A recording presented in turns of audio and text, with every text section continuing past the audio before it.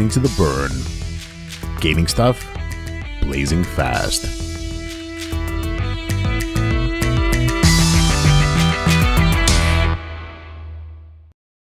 Welcome to a new episode of The Burn, a podcast about gaming done blazing fast. I'm Aviv Manoach. And I am Omer Kaplan. How are you? Long time. Well, 2 weeks. Yeah, the Don't normal amount of time. Yes. Yeah. Hello. How are you? Normal amount of time.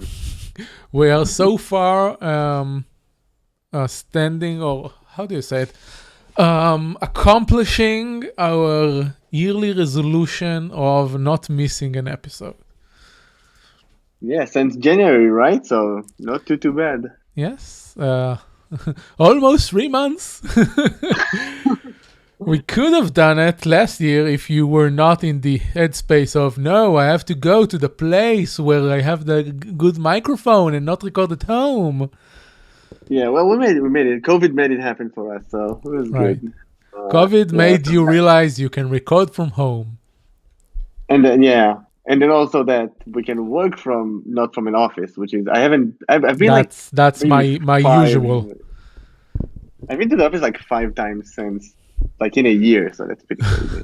Before COVID, I would go to the office once a week, and that's also required like blocking 2.5 hours each side of the day for the train ride.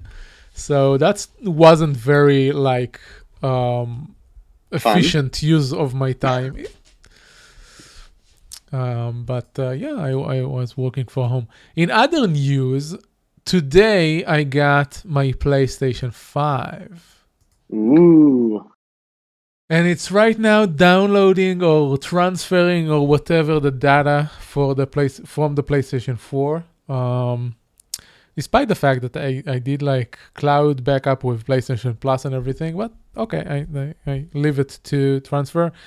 I haven't played anything yet, but I would say the initial reactions. The controller is better. It's a bit heavier. The buttons are nice, and I'm saying that from a perspective of someone that loves the DualShock 4 better than any other controller I own.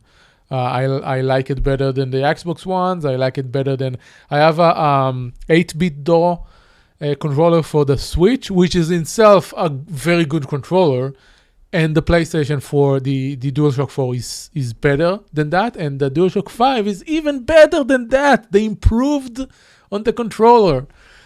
They also improved like everything in the user interface. It's like a huge difference. You're almost you're almost making me want to go buy a TV and then buy a PlayStation 5 to connect to the TV. But so yeah, after the console arrived, I went online. I paid for a new 4K TV because now that I have a PS5, I need a 4K TV. It's the same. It's going to be the same size. I have a 43-inch screen right now, and I'm going to stay with a 43-inch screen because that's what I can fit in my office. But yeah, it will be 4K, and I will watch glorious resolution of games and Netflix. Oh, yeah, it should be amazing. I'm actually excited, by the way, for today's game. So let's get to business. Okay, you don't like me talking about the PS5? It's on topic. I'm staying on topic. No, I like that you talk about the PS5, but I'm more excited about you talking about today's game. So okay, so let's do like the opening and stuff.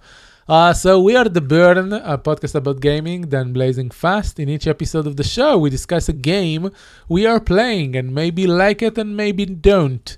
And then we talk about current news topics that we have something to say about. You can listen to every episode of The Burn on the website, theburn.live. You can also find the links to subscribe to the show on whatever platform you use. You can also visit twitch.tv/icel.me where I stream. We don't live stream this podcast specifically because it's too short. But I do some live streaming. I live streamed last Saturday about 4 hours of Dyson Sphere program. That was cool. A week before that, I live streamed some Unreal Engine game development, which was also cool. So come along and chat and hang out. That looks pretty cool. Yeah. The game of the show this week, or this episode, because we do this bi-weekly, is Persona 5 Strikers. Listeners of the show and followers on Twitters and stuff will know that I'm a bit of a Persona 5 fan. Just a little bit. I have a not so small tattoo of the Phantom Thief logo on my arm right now that I got 3 weeks ago. So I'm a bit of a fan. And I knew that Persona 5 Striker was supposed to come out.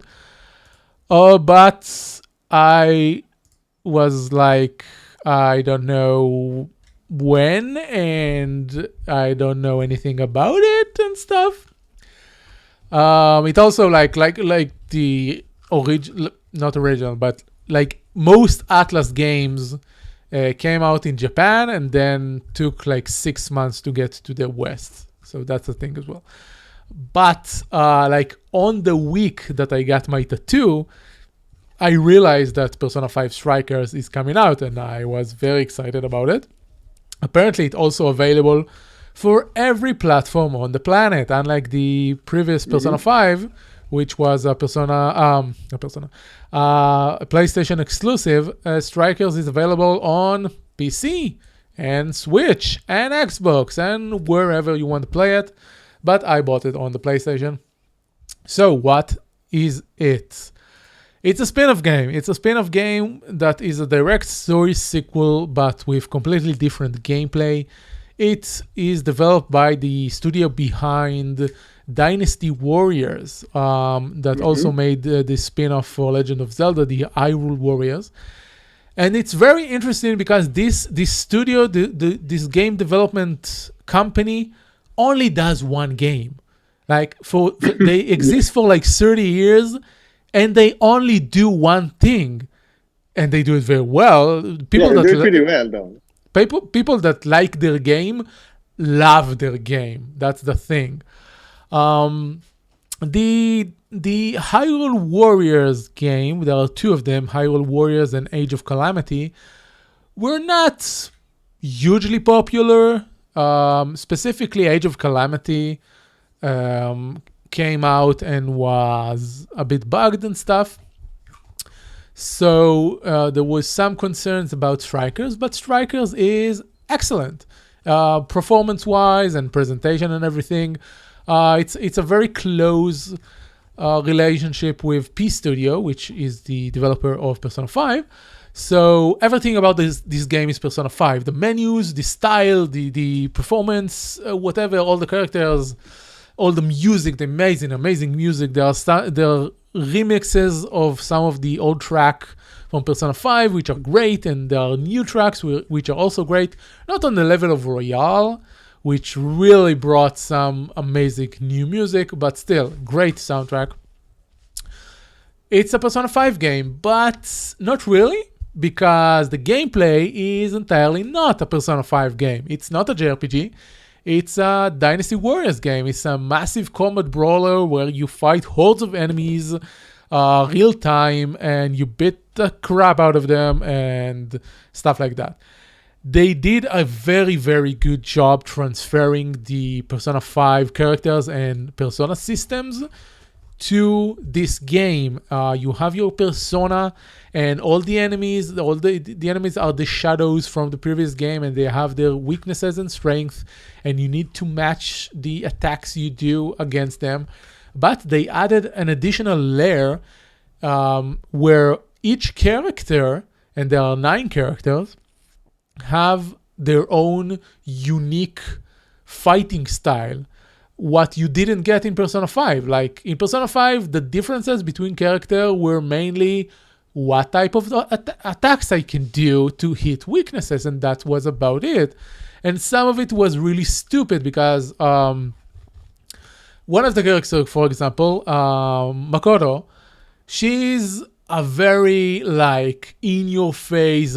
Well, she's not aggressive, but she likes she knows self defense and like martial arts, and her all characters is like a brawler type. She has a how do you call the rust, like knuckles and stuff. So her whole character design screams an aggressive, like in your face melee fighter, but it has none of that in the actual gameplay of Persona 5. She is like all female characters in that game. She's half magic, half healer character, which is completely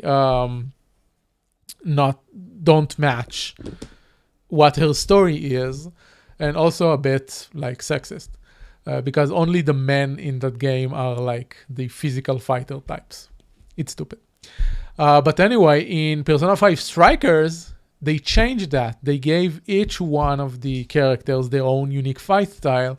So Makoto is the actual martial artist that can like land 1,000 punches on people.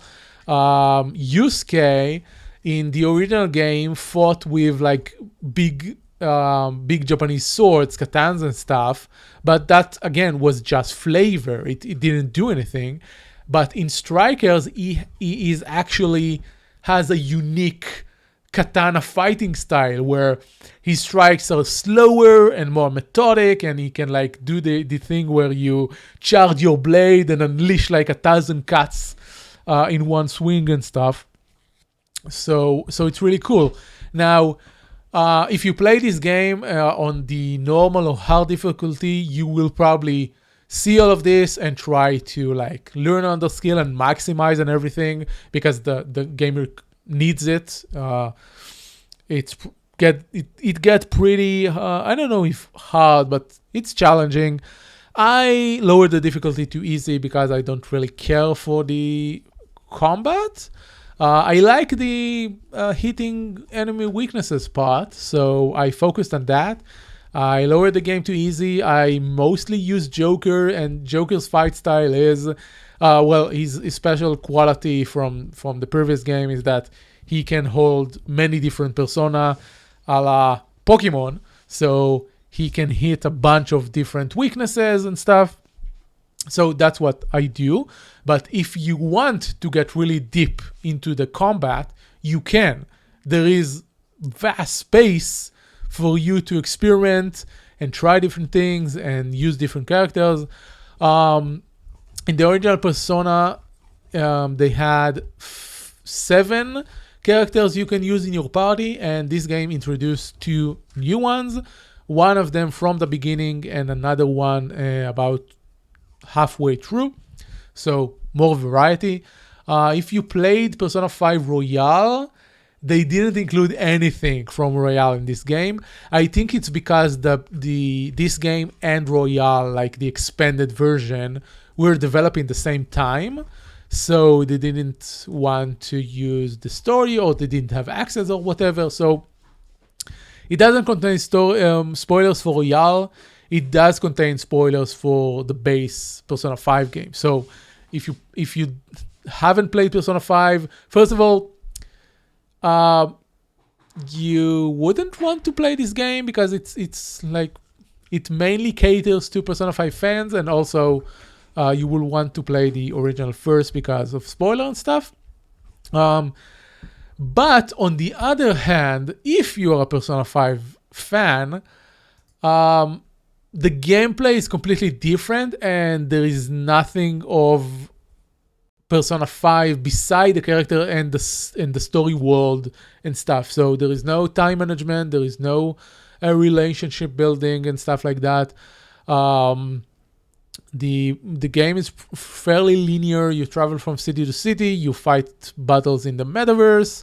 There are some cutscenes and stuff. There is like a bond mechanic with the entire group, but it's mainly like a progression thing. It's not very deep. So if you liked Persona 5 because of the characters, because of the world, and the story is told on it, you will get more of that here.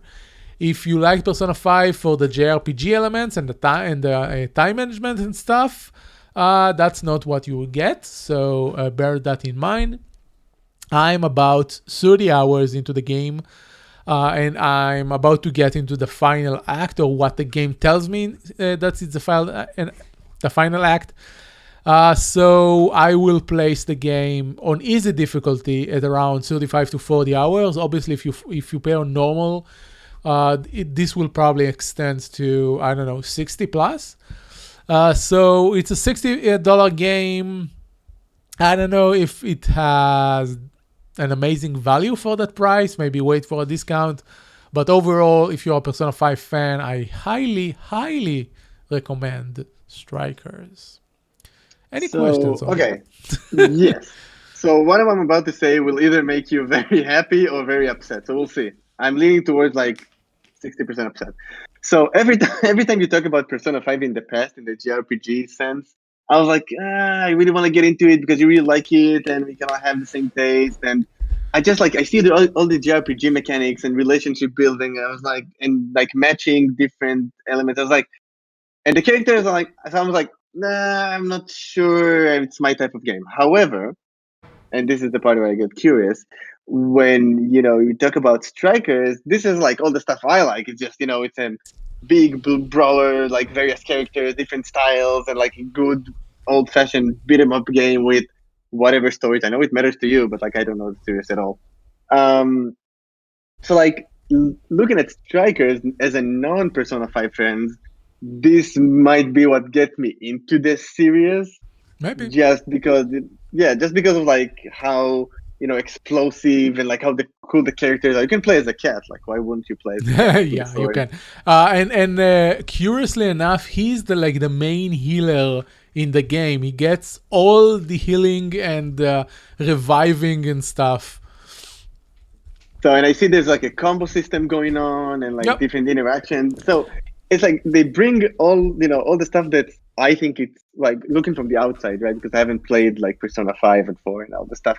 Like looking from the outside, everything that's like cool and what I want like in that type of game to be, but not in the RPG sense. So I'm actually curious, like as a totally non Persona 5 fan.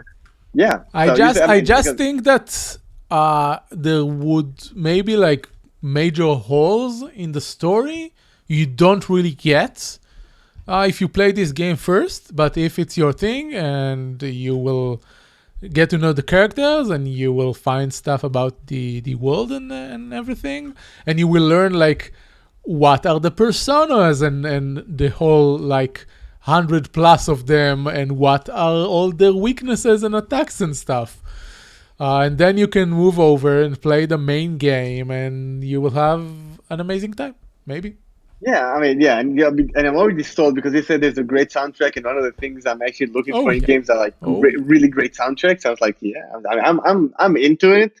Probably gonna wait for a discount, but yeah I mean, this is like 100% on my wish list. Although, if you're planning to buy it on the Switch, you'll maybe wait for a long time before it's discounted. No, I don't know. I don't think it's gonna translate well to a small screen experience. I feel like I want to do it like on my PC or. If for whatever reason it ends up on Stadia, even better. Yeah, if it happened to come to Stadia.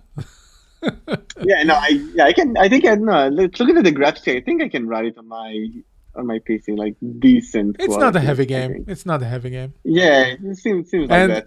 I was surprised when I downloaded it. It's only 16 gigs, and I was like. 16 gigs, that seems small. Is this a small game? But no, it's not a small game. It's a medium game. Persona 5 is a very, very, very large game where you can play for 170 hours. Yeah, probably. But you don't have to. Yeah. Although, no, but like everything. So everything about it seems cool. I'm actually curious. I'm gonna wishlist this game, and I'm going to watch from the sidelines. It looks like one of those games that scratches like your brawling itch. I used to feel that hole with Soul Worker, but now it's like dead. I don't know if you heard. No, probably not. Don't know anything about that game. Soul Walker is like take Persona 5 Strikers. It's pretty much like the MMO version of that kind of sorta. And I used to play it a lot, and now they had a pretty insane thing where the Western publisher lost I'm probably paraphrasing, but the Western publisher lost the rights to publish to the Korean publisher, and then they just said, okay, well, in like 15 days, we're closing out the servers, and all your progression is gone, and all the other stuff is gone, and you're just gone. So all of the people are just like super upset about it, rightfully so, because it's years of progression just erased. Um, so I used to fill that gap with Soul Worker, and I always in the market for like a good brawling anime type game. So it's good. It's Cool. cool. One of the Yeah. another nice thing is that there are environmental objects that you can use during combat That's nice. that have certain effects.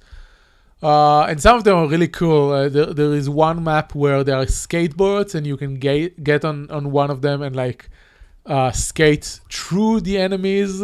And there's like a puzzle element when there is a cage, and inside the cage there is a treasure chest. And another place in the level you find a button. And when you press the button, it summons a horde of enemies, and there is a timer. And you need to get from the button to the cage that was opened. But the only way you can do that, as I found out, is by skating. You can just run there or anything.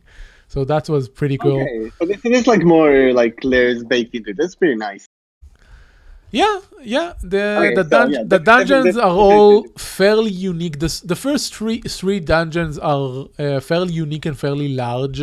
Although the second one is kind of samey, but still, it has its own things. The second and third dungeons are a bit smaller. I was I can't say disappointed, but they're more story focused and has less of what the first one have. Although, to be fair, the first ones are built around the same concept. You have three places you need to get to open the final boss room and stuff. And then in the 4th and 5 dungeons, they break this pattern and change it. So that's good, because if the entire game was, here's a dungeon, you need 3 keys in order to get to the boss every time, again and again, that was very boring. So they changed that. That's good. Nice. I'm excited. Cool. I'm excited to finish it, kind of. As much as I love the franchise, I don't really see myself playing this type of game for 100 hours. 40 is enough. No, probably not. Yeah, it's like a nice consolidated action experience. You get your characters. But after that, I'm going to buy Yakuza Like a Dragon. And that's an interesting a little tidbit, because there is an Easter egg in Strikers in the I tweeted about it in the like 2-3 first hours, where you get to a movie theater and a character says something about the movie, and the movie is called Dragon Like a Yakuza.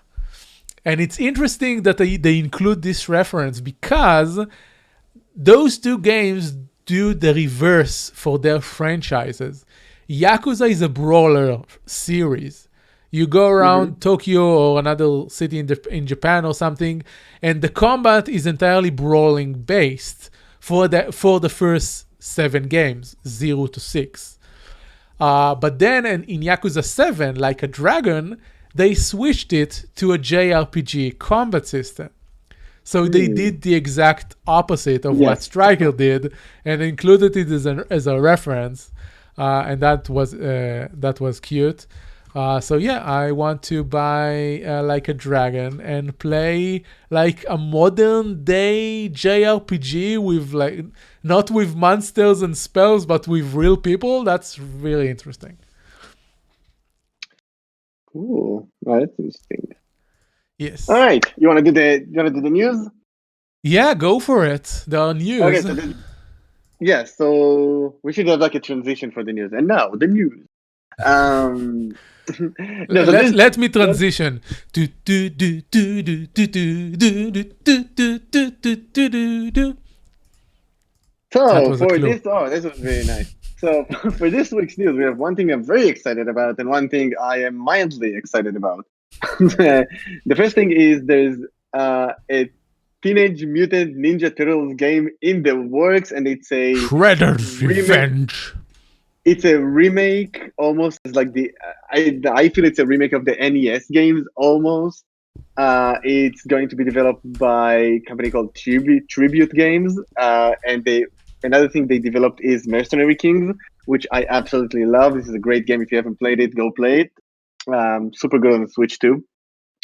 And listen, this is everything I wanted. This is the old school TMNT with like the old school like enemies and weapons. It's really reminding me of either the NES game or remember like the big arcade game where it's like it was that and you had like a separate set of controllers per turtle with like different like buttons for each one. It was great.